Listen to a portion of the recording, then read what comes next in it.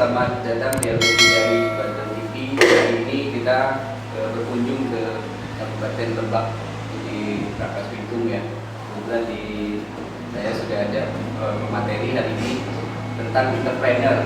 Nah, teman-teman mungkin pengen tahu ya bagaimana histori dari pemateri hari ini. Oke, kita langsung saja perkenalan. Ya, selamat pagi Pak. Pagi. Iya, mungkin boleh Pak, boleh tahu mungkin teman-teman yang lain pengen tahu tentang biografi. Mau saya? Oke, Bismillahirrahmanirrahim. Sedikit memperkenalkan diri. Bismillahirrahmanirrahim. Assalamualaikum warahmatullahi wabarakatuh. Nama saya Osep Mulyawan Sudirman. Saya memulai bisa dibilang usaha ini.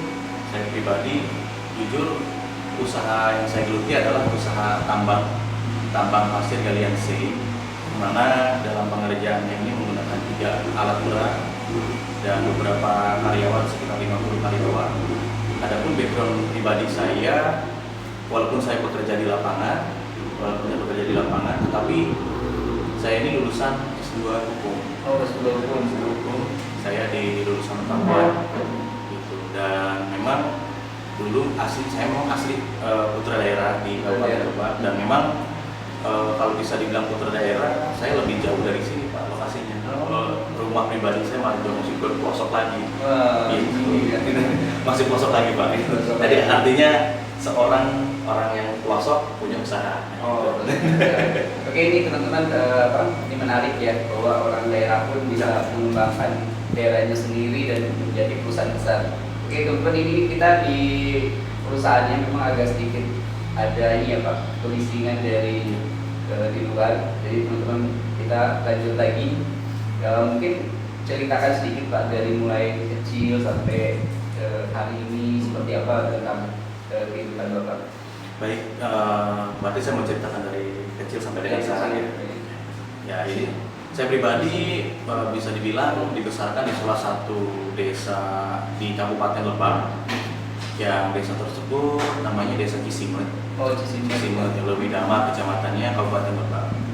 Saya SD juga di Cisimet, SMP juga di Cisimet, sampai SMA baru saya beranjak ke area perkotaan.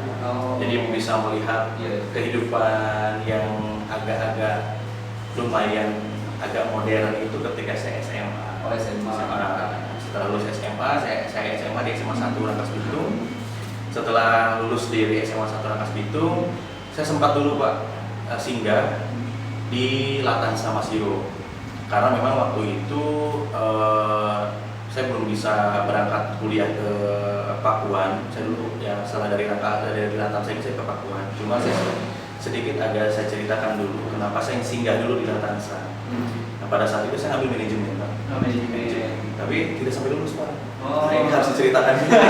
Tidak banyak usahanya. Tidak lulus karena memang waktu itu saya pertama buka usaha itu di konstruksi, sehingga bisa dibilang lebih fokus ke arah konstruksinya. Nah, setelah beberapa saya berhasil mendapatkan beberapa proyek, waktu itu umur saya masih 19 tahunan. 19 tahun. Saya punya sendiri. Nah, umur 19 tahun, jiwa muda saya ini masih ada, yang artinya masih pengen kuliah di luar. Masih kuliah di luar. Sehingga saya berhenti di Latansa, saya pindah ke Pakuan. Jadi dari Pakuan ini saya ngambil hukum pun saya hanya 6 semester. Saya bukan lulus ya, tapi saya tinggalkan lagi. Harus ceritakan juga ya. Jadi tidak artinya jangan takut ya kepada kawan-kawan mahasiswa yang memang lebih fokus ke arah usahanya, tetapi harus konsisten dengan cita-cita dan pendidikannya. Ya, pendidikan itu harus nomor 1. Nah, ketika saya pindah ke Bogor semester 6 ini, saya punya kerjaan saya tadinya hanya sambilan. Ketika dulu mungkin apakah sama dengan dulu apa sekarang? Kalau dulu itu libur semester itu lama Pak, 2 bulan. Libur semester ya. Ya Sama Pak sekarang. Sama masih gitu. Nah, 2 bulan itu saya manfaatkan biasanya kalau di Bogor ini banyak promo kayak event-event ya. Jadi saya ikut event beberapa provider. Jadi kalau ada SPG-nya, saya SPB-nya. Itu lumayan. Jadi 1 kali event itu saya bisa bayar semester. Nah, itu uang kuliahnya dari hasil sendiri. Jadi dari semester 4 ini saya udah mulai begitu. Nah, karena yang di kontrak konstruksi ini kalau dikerjakan di Bogor itu agak susah. Jadi saya jadi sampingan gua. Ya, setelah semester 5 ada beberapa tambang yang terbengkalai, sehingga saya memberanikan diri membuka kecil-kecilan tambang rakyat.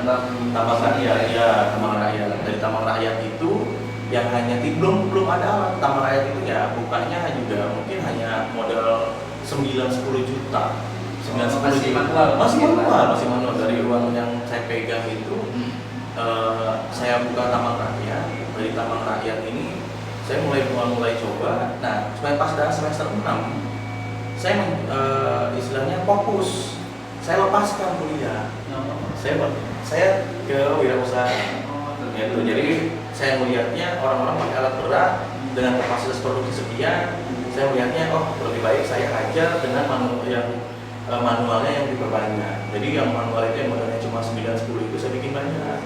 Jadi mencabang. Jadi hampir mengimbangi orang pakai alat berat, saya tetap manual. Memberdayakan orang masyarakat. Iya, masyarakat. Jadi satu titik itu bisa sampai 6 orang yang jaga. Berarti kali 6 kali 10 udah 60 ya. 60. Dan dikelola oleh mahasiswa yang lulus, Pak. Menarik ya teman-teman ya. Ternyata dari kisah hidupnya ada lika liku yang harus dijalani, tapi sampai hari ini beliau sukses dan cukup diketahui bahwa beliau adalah ketua HIPMI ya Pak. Betul, saya ketua HIPMI di Kabupaten Lebak. Ada berapa Pak HIPMI di Kabupaten Lebak? HIPMI di Kabupaten Lebak yang terdaftar KTA sekarang ini sekitar 158 orang. 158. Berarti di Lebak sendiri banyak pengusaha ya Pak ya? Betul. Ya ini teman-teman. Mungkin teman-teman pengen tahu nih Pak, kita kan tadi langsung mengenalkan diri Bapak, ternyata usahanya apa sih Pak yang sekarang dijalani? Yang perusahaannya apa namanya? Oh iya. Terus lokasinya di mana Pak? Yang usaha yang saya geluti sekarang ini berawal dari yang tadi manual, sekarang mulai merambah ke arah profesional yang mana memang mengikuti aturan Permen SDM yang memang mengharuskan tambang ini dikelola secara profesional. Jadi dulu kita memang manual, baru 5 tahun ke belakang ini saya sudah menggunakan alat berat. Yang tadinya saya alat berat pun tadinya saya rental sekitar hampir 6 tahunan. Nah baru 4 tahun ke belakang ini alat berat ini sudah punya sendiri Pak. Ya, dan itu pun mulai rental dulu Pak. Rental dulu alat beratnya, terus sudah rental. Kita bukan berarti dari rental itu kita langsung punya modal Pak. Intinya kesabaran ya. Sabar. Kalau punya niat pengen punya sesuatu, ya sabar dulu. Saya pribadi tidak melawan ego saya. Jadi ya ketika ada penghasilan ada lebih, saya pribadi juga pengen jiwa muda saya juga berontak. Saya pengen berdaya beli ini. Cuman kan yang saya ingat itu pertanggungjawaban sebagai wirausaha gitu kan. Karena apa? Di bidang wirausaha itu yang pertama yang harus kita lakukan adalah konsistensi. Ya. Kalau misalnya kita modal ataupun keuntungan hanya langsung kita berikan sesuatu yang memang tidak membantu dan menopang ke usaha kita, itu saya pastikan paling lama juga 8 bulan usaha kita tutup. Iya. Jadi sengaja saya melawan istilahnya kemauan saya pribadi agar bisa berusahanya terus berjalan konsisten. Oke. Berarti teman-teman ini salah satunya kita harus konsisten dalam satu usaha. Ini berarti usahanya PT-nya perusahaan saya namanya PT POM. PT POM ini lokasinya di Cimarga Rangkas Bitung. Jadi bergerak di bidang usaha pasir. Jadi kita pengiriman, alhamdulillah kalau untuk ditanya market, pengiriman di lokasi saya ini tidak ada, jarang ya terjadi permintaan lokal Pak. Kebanyakan pengiriman agak ke Tangerang, Jakarta, Depok. Jadi karena memang kualitas pasir kita ini bisa dibilang mensupport ke kawan-kawan kita yang di perkotaan. Iya. Mungkin bagi teman-teman nih tadi di Cimarga ini mungkin terbuka kan sih Pak bagi mereka yang mau belajar tentang usaha. Boleh ya Pak ya? Untuk misalkan kawan-kawan siapapun ya, itu kan bahkan apapun ya, dia ingin belajar untuk masalah kerja, bisa untuk belajar wirausaha khususnya, tidak harus hanya ingin belajar tambang saja Pak, karena itu kan konteksnya besar ya, modalnya juga gede. Ya kita belajar dari hal usaha kecil. Kalau misalnya kawan-kawan mahasiswa di review tadi pernyataan saya, itu kan saya mulai usahanya dari modal 10 juta. Nah, berarti kan sebetulnya tidak ada yang nggak bisa. Cuman kalau misalkan kita di usaha ini memulainya, anggaplah setelah punya pekerjaan baru kita terjun ke bidang usaha, itu mungkin memulainya di umur 30-an. Sedangkan saya mulai di usia 19 tahun. 19 tahun. Nah, jadi ketika 19 tahun tambah 5 tambah 2, berarti kan umur 28 atau 9, itu udah center. Ya, Gitu. Memang bagus kalau kuliah itu pas zaman-zaman kuliah, pas kita sambil menimba ilmu, kita sambil berjalan, bisa sambil berjalan nyari sampingan di luar, tapi bukan jadi fokus utama. ya benar. Berarti teman-teman tambahannya bahwa kita harus dunia pendidikan Ya.